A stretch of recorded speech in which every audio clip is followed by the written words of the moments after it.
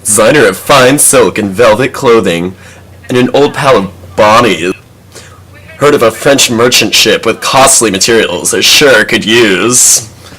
Got together a ragtag gang of booty plunderers, and after a flock of hooch, found an abandoned ship and covered it in turtle blood.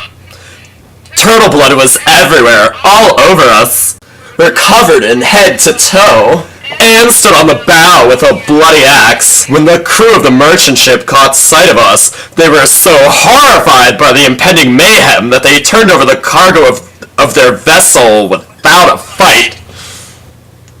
Arr!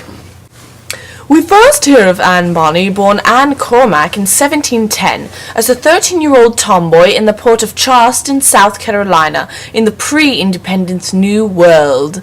Although the daughter of a wealthy lawyer and plantation owner, her red hair was cut short, her face was dirty, and her habits were rowdy.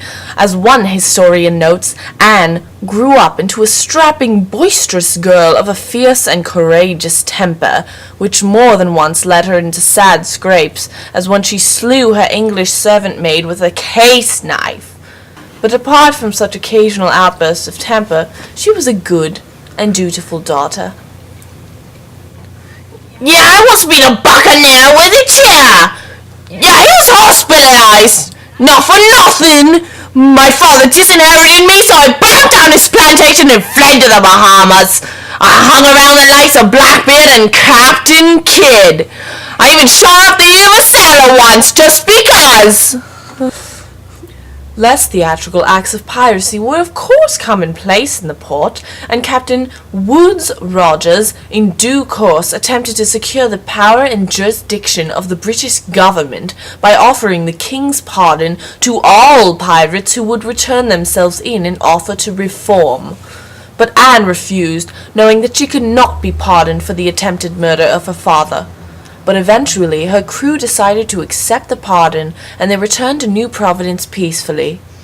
There it was that Anne met Mary Reed, alias Mark Reed. Anne and Mark were constantly together aboard ship.